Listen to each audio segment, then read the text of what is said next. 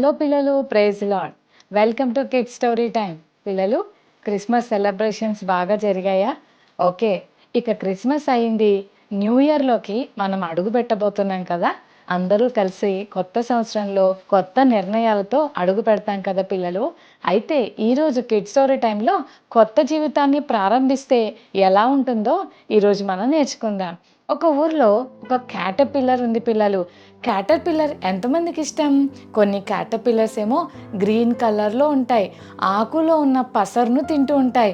దాని నడక అస్సలు బాగోదు. అది ఆకు మీద ఇలా పాకుతుంటే చూసి చిచ్చి క్యాటర్పిల్లర్ అని అందరూ దాని నుండి తప్పించుకొని పారిపోవాలని చూస్తుంటారు. అంతేకాదు, మరికొన్ని క్యాటర్పిల్లర్స్ ఉన్నాయి. వాటిని బొచ్చు పురుగు అంటారు. అంటే దాని మీద అంతా హెయిర్ ఉంటుంది. ఒకవేళ అది గనక కనిపిస్తే ఎంత దూరంగా ఉంటే అంత మంచిదని చాలా జాగ్రత్త పడతాం. ఇంకెవరికైనా హాని కలిగిస్తుందేమో అని సాధ్యమైనంత వరకు దాన్ని పక్కకు పడేయాలని ప్రయత్నం చేస్తుంటాం కదా.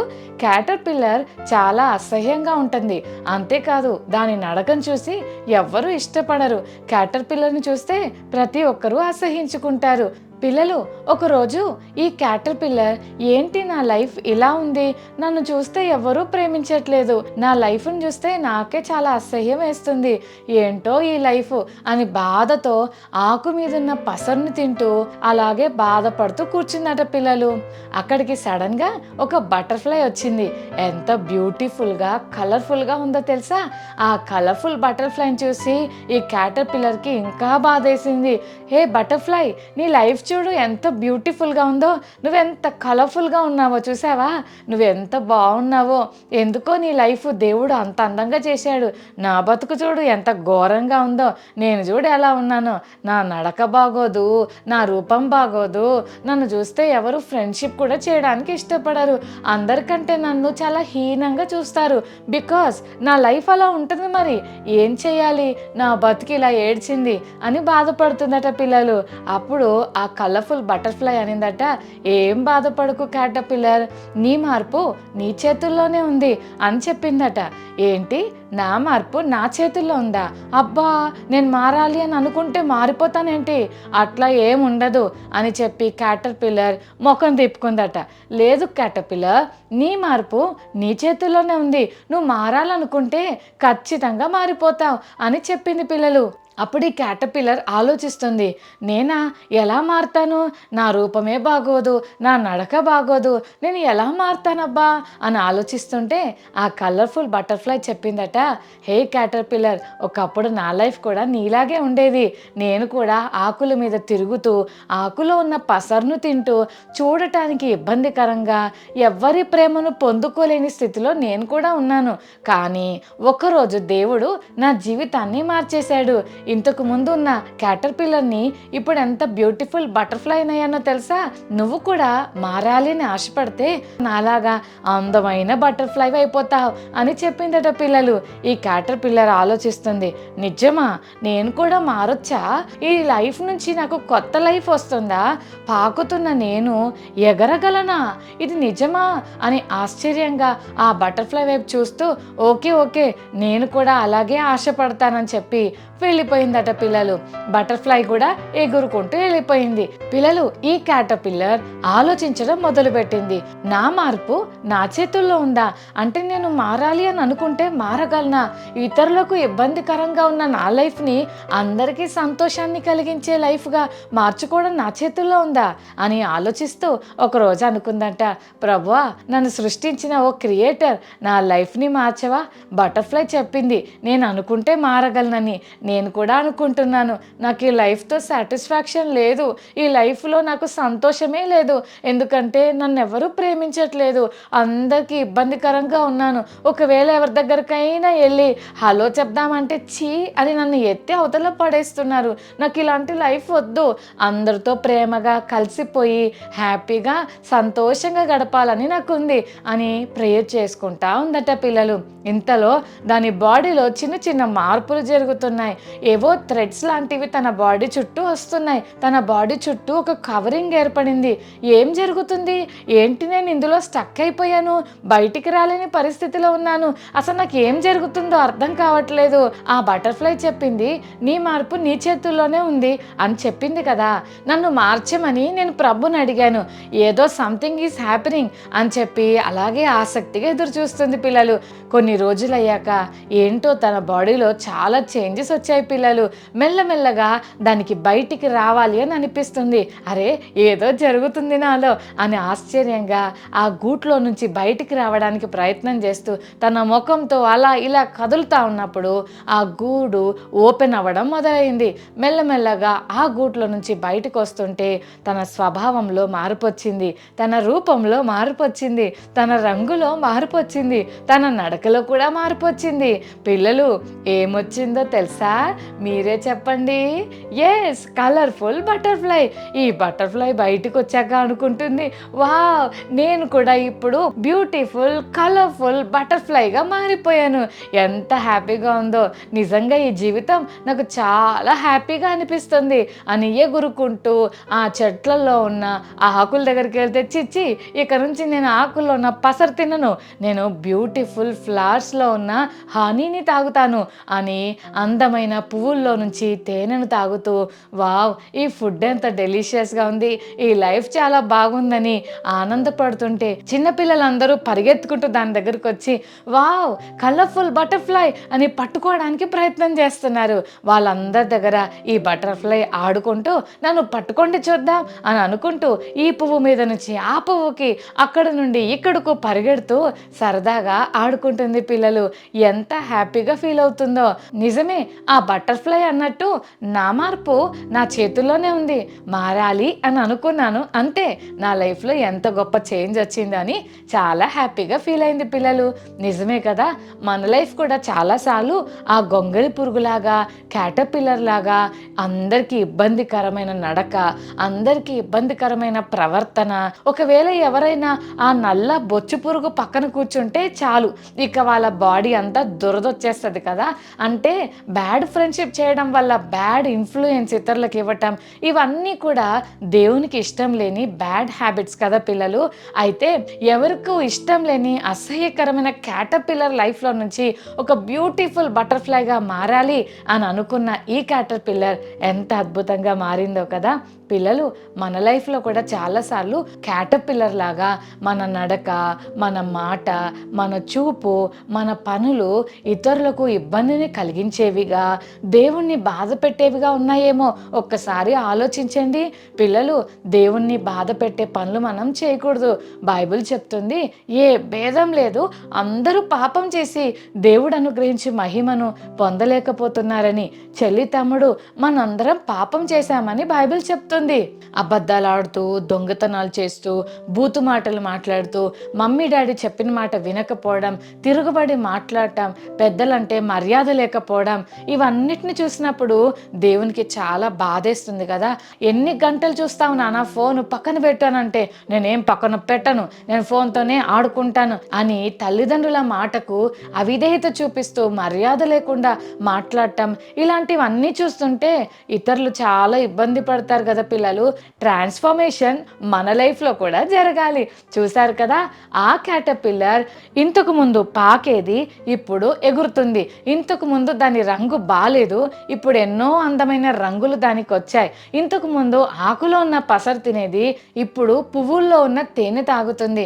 ఇంతకు ముందు అందరిని ఇబ్బంది పెట్టింది, ఇప్పుడు అందరితో చక్కగా సరదాగా ఆడుకుంటుంది. చెల్లి తమ్ముడు, ఇతరులకు ఇబ్బంది కలిగించే లైఫ్లో నుంచి మనం విడుదల పొంది అనేకులకు సంతోషాన్ని ఇచ్చే వారిగా ఉండాలని ఈరోజు మనం నేర్చుకుంటున్నాం. 2025 అంతా నిన్ను బట్టి చాలామంది ఇబ్బంది పడ్డారేమో.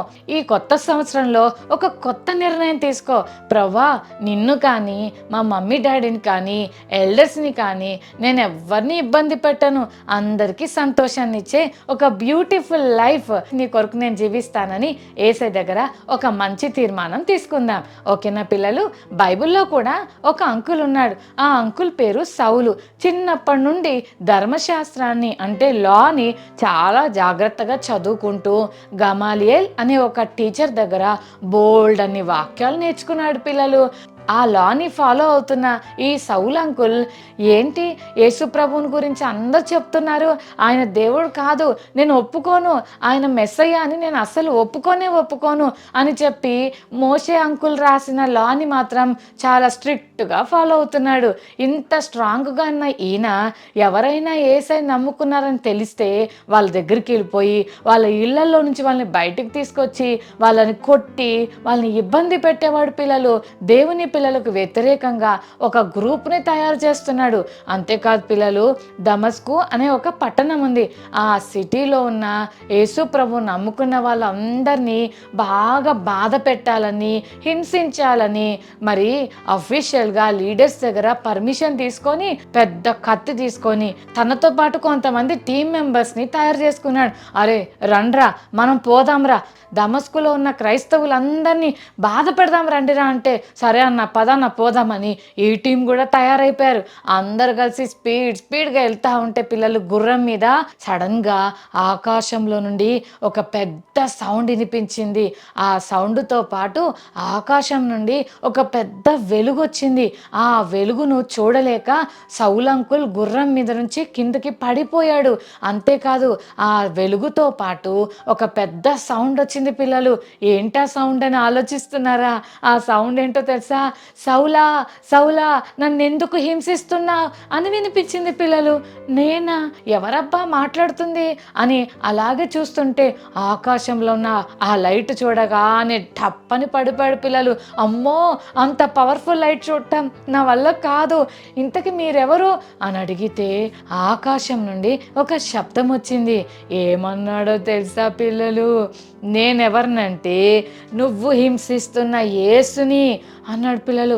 అమ్మో, యేసయ్య లేడని నేను అనుకున్నా, యేసుప్రభు నమ్ముకున్న వాళ్ళందరినీ చంపడానికి వచ్చాను, అలాంటిది యేసువా? అమ్మో అని భయపడుతూ ఉంటే అప్పుడు ప్రభు చెప్తాడు, నువ్వు లేచి తిన్నని దనబడిన వీధిలోకి వెళ్ళు, స్ట్రీట్లోకి వెళ్ళు, అక్కడ నువ్వు ఒక ఇంట్లో ఉండు, నేను అక్కడ నీకేం చేయాలో ఆ ఇంట్లో నీకు చెప్తానని అంటాడు. సరే సరే వెళ్తాను అని చెప్తూ ఇలా తిరిగి చూస్తే ఎవరు కనిపించట్లేదు పిల్లలు. ఏంటి నాకు ఎవరు కనిపించట్లేదు, ఒక్క నిమిషము ఎవరైనా ఉన్నారా నాతో అని కళ్ళు నలుపుకుంటున్నాడు, కానీ కనిపించట్లేదు పిల్లలు. చుట్టుపక్కల ఫ్రెండ్స్ని అడుగుతున్నాడు, అరే నాతో ఎవరైనా ఉన్నారా లేదా, నాకేం కళ్ళు కనిపించట్లేదురా అంటే, అన్నయ్య మీ పక్కనే ఉన్నా, ఏం జరిగింది అన్నయ్య, మాకేం అర్థం కావట్లేదు, ఏమైంది అని అంటుంటే, అరే నన్ను తిన్నని అనే వీధిలోకి తీసుకెళ్ళనురా, నేను గుడ్డోడిని అయిపోయానురా, నా కళ్ళు పోయాయిరా అని పెద్దగా ఏడుస్తూ బాధపడుతున్నాడు పిల్లలు. అప్పుడు స్ట్రీట్లో ఒక ఇంటికి తీసుకెళ్ళి సౌలన్నను అక్కడ వదిలిపెట్టారు పిల్లలు. ఆ సౌలన్న అక్కడ 3 రోజులు ఫాస్టింగ్ ఉండి ప్రభు సన్నిధిలో ప్రార్థన చేస్తున్నాడు. యేసయ్య నన్ను క్షమించవా, నేను తెలియక చాలా పొరపాట్లు చేశాను, నీవే నిజమైన దేవుడివని నేను గ్రహించలేకపోయాను, నేను నిన్ను నమ్ముకున్న వాళ్ళందరినీ ఇబ్బంది పెట్టాను, కొట్టాను, బాధ పెట్టాను, చంపాలని కూడా ప్రయత్నం చేశాను, అయితే నువ్వు నిజమైన దేవుడివని నేను తెలుసుకోలేకపోయాను, ఐఎమ్ రియలీ సారీ లార్డ్, ఇప్పుడు నేను నీ కొరకు జీవిస్తాను అని చెప్తుంటే దేవుడు అంటాడు, నువ్వు నా కోసం చాలా ఇబ్బందులు పడాలి, ఇంతవరకు నువ్వు అందరినీ హింసించావు, కానీ ఇప్పుడు నీవు నా కోసం ఎన్ని నిందలైనా, ఎన్ని బాధలైనా, ఎన్ని దెబ్బలైనా నువ్వు నా కొరకు భరించాలి, ఓకేనా అంటే అప్పుడు సౌల్ అంకుల్ అంటాడు, ఎస్ లార్డ్, నీ కొరకు నేను భరిస్తానని చెప్తాడు పిల్లలు. అప్పుడు దేవుడు అననీయ అనే ఒక అంకుల్ని సౌల్ అంకుల్ దగ్గరకు పంపిస్తాడు. అప్పుడు అననీయ అంకుల్ సౌల్ అంకుల్ దగ్గరకు వచ్చి ప్రార్థన చేశాక సౌల్ అంకుల్ కళ్ళల్లో నుంచి పొరలు రాలిపోతాయి. అప్పుడు మెల్లగా చూడటం ప్రారంభిస్తాడు. వావ్, నా కళ్ళు తెరవబడ్డాయి, నేను ఇప్పుడు చూడగలుగుతున్నా, నాకు అన్ని కనిపిస్తున్నాయి అని చాలా హ్యాపీగా ఫీల్ అవుతాడు పిల్లలు. అప్పుడు అననీయ అంకుల్ సౌల్ అంకుల్కి బ్యాప్టిజం ఇస్తాడు. ఎప్పుడైతే బ్యాప్టిజం తీసుకున్నాడో అప్పటి నుంచి సౌల్ అంకుల్ పౌలుగా మార్చబడి అనేకుల దగ్గర యేసయ్య ప్రేమను చెప్తూ బోల్డ్ అంత మందికి జీసస్ లవ్ని గురించి షేర్ చేస్తూ యేసయ్య కొరకు సాక్షిగా నిలబడ్డాడు. యేసయ్య కొరకు ఎన్నో దెబ్బలు తిన్నాడు. యేసయ్య కొరకు ఎన్నో బాధలు పడ్డాడు. ఎన్నోసార్లు జైలుకి వెళ్ళాడు. ఎన్నోసార్లు రాళ్లతో కొట్టబడ్డాడు. ఎన్నోసార్లు యేసయ్య కొరకు కొరడాలతో కొట్టించుకున్నాడు. యేసయ్య కొరకు బోల్డ్ అన్ని శ్రమలు అనుభవించాడు పిల్లలు. అంతేకాదు, ఈ సౌల్ అంకుల్ పౌలుగా మార్చబడిన తర్వాత యేసయ్య కొరకు తన ప్రాణాన్ని కూడా ఇచ్చేశాడు. వండర్ఫుల్ కదా పిల్లలు. ఈ సౌల్ అంకుల్ పౌలుగా మార్చబడ్డాడు కదా. ఇంతకుముందు అందరినీ ఏడిపించేవాడు, ఇబ్బంది పెట్టేవాడు. ఇప్పుడు యేసయ్య కొరకు ఇబ్బంది పడడానికి ఇష్టపడ్డాడు. చెల్లి తమ్ముడు, సౌల్ అంకుల్ పౌలుగా మార్చబడ్డాడు. అంటే తన లైఫ్ని కంప్లీట్గా దేవుడు మార్చేశాడు కదా. కొత్త జీవితాన్ని దేవుడు ఇచ్చాడు. ఇందాక మనం చూసాం, గొంగలి పురుగు పాత జీవితం. అదే గొంగలి పురుగుకు దేవుడు ఒక బ్యూటిఫుల్ లైఫ్ ఇచ్చి ఒక కలర్ఫుల్ బటర్ఫ్లైగా మార్చాడు పిల్లలు. ఈ కిడ్ స్టోరీ టైం ద్వారా మనం ఏం నేర్చుకుంటున్నామంటే, ఒకప్పుడు నీవు బ్యాడ్ గర్ల్, బ్యాడ్ బాయ్గా పిలువబడుతున్నావేమో. క్లాస్లో కానీ ఇంట్లో కానీ నువ్వు చేస్తున్న బ్యాడ్ పనుల వల్ల ఇతరులు చాలా ఏడుస్తున్నారేమో. బహుశా మీ పేరెంట్స్ కూడా ఎందుకురా వీడిని కన్నాను, ఎందుకురా ఇలాంటి అమ్మాయిని కన్నానని బాధపడుతున్నారేమో. మమ్మీ డాడీ కన్నీళ్లు కారిస్తే మనకెప్పుడు మంచిది కాదు పిల్లలు. తల్లిదండ్రులను అలాగే పెద్దలను సన్మానించాలి. అంతేకాదు, యేసయ్యను మహిమపరిచేవారిగా ఉండాలి. మన మాట, చూపు, ప్రవర్తన దేవునికి మహిమకరంగా ఉండాలి. ఓకేనా? మరి ఇంతవరకు ఇతరులను ఇబ్బంది పెట్టే జీవితం నువ్వు జీవించావేమో.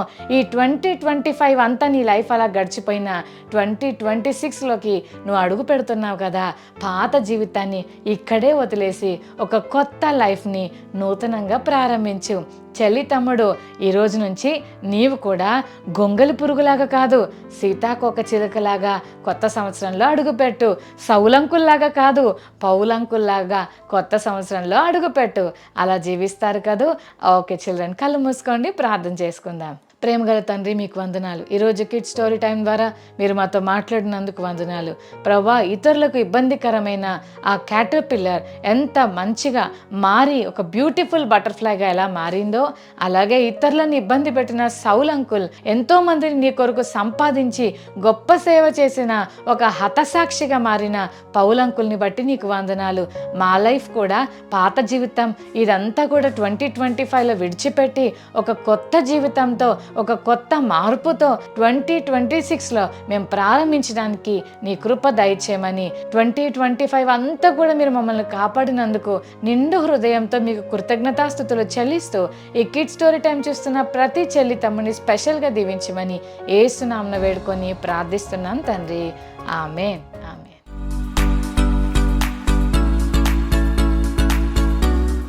ఓకే చిల్డ్రన్, ఈరోజు మెమరీ వర్స్ నేర్చుకుందామా? 2 కొరింథీ 5:17 కాగా ఎవడైనను క్రీస్తునందున్న ఎడల వాడు నూతన సృష్టి, పాతవి గతించెను, ఇదిగో కొత్తవాయెను. మరోసారి నేర్చుకుందామా?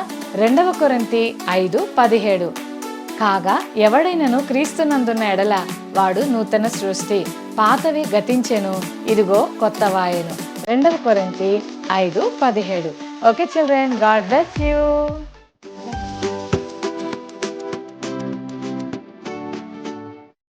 క్యాటర్పిల్లర్ ఎందుకు తన లైఫ్ని బట్టి బాధపడుతుంది? కలర్ఫుల్ బటర్ఫ్లై వచ్చి క్యాటర్పిల్లర్కు చెప్పిన ఒక గొప్ప మాట ఏంటి? సౌల్ అంకుల్ ఎవరిని ఇబ్బంది పెట్టేవాడు? యేసయ్య సౌల్ అంకుల్తో మాట్లాడిన మొట్టమొదటి మాట ఏంటి? ఒకప్పుడు యేసయ్యను నమ్మిన వారిని బాధ పెట్టిన సౌల్ అంకుల్ ఇప్పుడు ఎలా మారిపోయారు?